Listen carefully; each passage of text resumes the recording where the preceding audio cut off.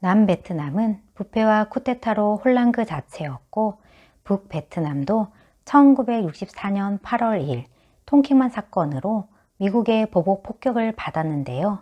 북베트남은 이제 이 전쟁을 어떻게 풀어나가야 할지 결정을 할 때가 왔습니다. 1964년 8월 호찌민은 노동당 정치국회 회의를 열고 혁명 전쟁이 게릴라전에서 마지막 단계인 총공격의 전환에 대해 의논을 합니다. 이 모든 결정은 호찌민에게 달렸고 봉엔지압도 자신감을 나타내는데요. 그리고 호찌민은 남베트남 해방 전쟁에 정규군을 투입하기로 결정합니다. 이제 베트남 전쟁은 새로운 국면을 맞이하게 되고 게릴라전 단계를 벗어나 정규군 투입은 혁명 전쟁의 마지막 단계인 총공격을 의미합니다. 안녕하세요. 지식발대입니다. 구독과 좋아요는 저에게 큰 힘이 됩니다. 호찌민의 생각은 미국과의 전쟁에서 중국과 소련 등의 공산국가 지원은 확실하고 베트공 중심에서 북베트남군이 전쟁을 주도해야 될 시점이 왔으며 미국과 다른 우방 국가들이 남베트남 지원이 확대되기 전에 전쟁을 마무리하고자 했습니다.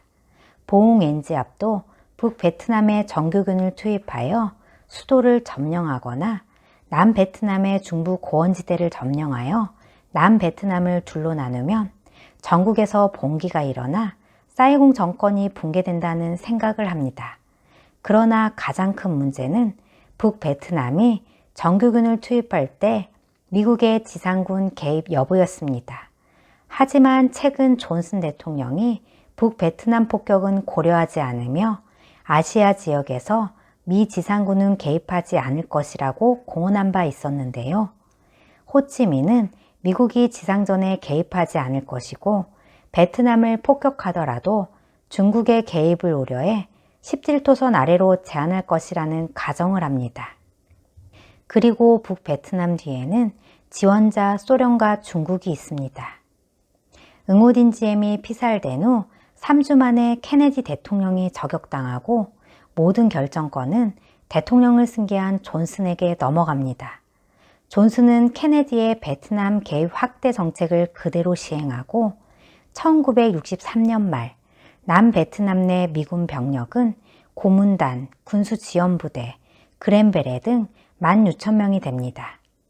미국은 베트남 전쟁에 깊이 빠져들고 있었지만 존슨 대통령은 지상군의 투입만큼은 부정적입니다.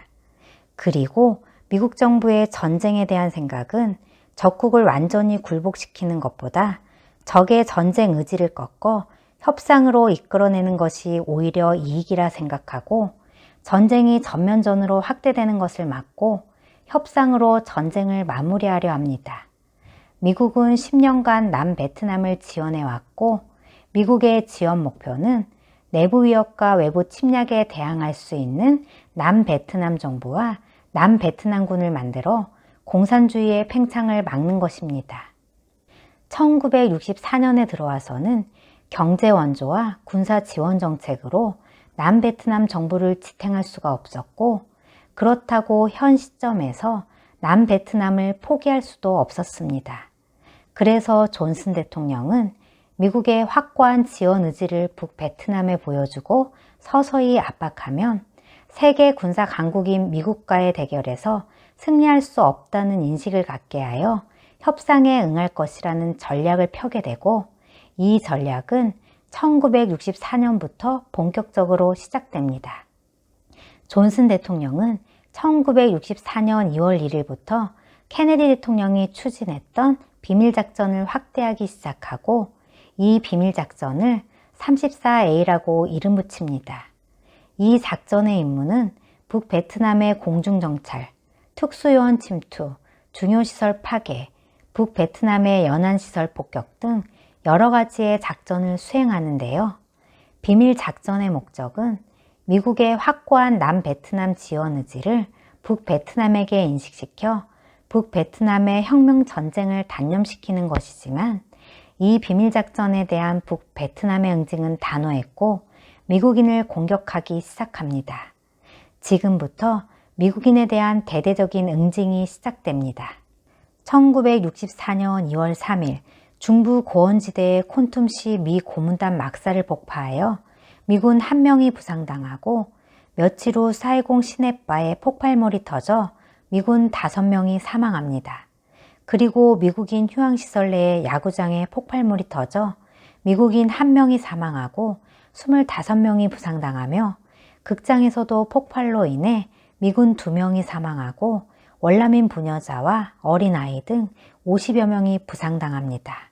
4월에 들어서 이런 테러에 대한 보복으로 미 합참은 북베트남의 폭격을 건의하지만 존슨 대통령은 북베트남 폭격을 반대합니다.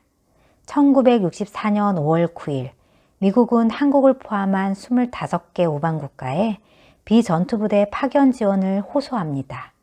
비전투부대의 파견은 군사적인 측면보다 정치적인 측면을 고려한 것입니다. 그리고 6월 미국은 북베트남에 최초 협상을 시도합니다. 미국의 요구사항은 제네바 협정이 준수되는 것이고 북베트남의 영토와 독립을 보장하는 대신 남베트남에 대한 전쟁을 중지하는 것입니다. 만약 북베트남이 이를 수락한다면 미국과의 교역과 원조를 약속하지만 북베트남은 혁명전쟁의 마지막 단계에 돌입했고 미국의 제안을 거절합니다. 미국도 베트남 전쟁에 본격적으로 대비하기 위해 웨스트모일랜드 장군을 사령관으로 취임시키고 베트남 전쟁을 총지휘할 주 베트남 미 대사에 테일러 장군을 임명합니다. 1964년 8월 2일 tonkinman 사건을 시작으로 8월 5일 존슨 대통령은 북베트남 해군기지에 즉각 보복 폭격을 지시하고 의회에 tonkinman 결의안을 제출합니다. 항공모함 타이콘데로가와 콘스텔레이션호에서 발진한 함재기들이 4개의 북베트남 해군기지와 빈 항구의 유류 저장고를 폭격하여 어뢰정 25척과 유류 저장고 90%를 파괴합니다. 북베트남은 대공화기로 대응하여 미군기 2대가 격추됩니다. 그리고 소련과 중국을 의식한 존슨 대통령은 이 공격은 북베트남의 도발을 응징하는 것에 불과하고 더 이상 확전 의사는 없다고 발표합니다. 점점 긴박해지는 상황이지만 남베트남은 정권 다툼으로 전국은 더욱 혼란스러워집니다. tonkinman 사건 발생으로 전쟁의 긴장감이 극도로 고조되는 상황 속에서 칸 장군은 비상사태를 선포하고 스스로 대통령이 됩니다. 이에 반발한 사이공 시민 수만 명이 시위를 하게 되고 정권 안정을 원하던 미국은 강력한 압력으로 후엉을 수상으로 하는 민간 정부가 들어섭니다. 하지만 한 달 반 만인 1965년 2월 19일 다시 구구파 장교들이 쿠데타를 일으키고 다음날 반대 세력에 의한 역쿠데타가 발생합니다. 혼란이 계속되는 남베트남 정국은 1965년 6월 19일 구엔카오키 공군 사령관이 주도한 군사 정권이 들어서고 명목상 국가 원수로 구엔반 티우 중장을 세우고 자신이 실권을 장악하지만 계속되는 데모와 압력으로 1967년 9월 3일 대통령 선거가 실시되고 구엔카오키와 구엔반 티우의 권력투쟁에서 티우가 대통령에 당선되어 어느 정도 정권은 안정되어 갑니다. 이런 혼란스러운 남베트남의 정국은 미국에 큰 충격을 주었고 남베트남에 실망한 미국은 1964년 9월부터 12월까지 미군의 단계적 철수를 심각하게 논의하게 됩니다. 하지만 존슨 대통령은 전쟁에서 최초로 패배하는 대통령이 되기 싫었고 지상군을 투입하지 않고도 북베트남에 폭격만으로 사태를 해결할 자신감이 있었습니다. 그리고 미국이 손을 떼면 동남아가 공산화될 수도 있고 우방의 신뢰가 상실되기 때문에 철수 계획은 보류됩니다.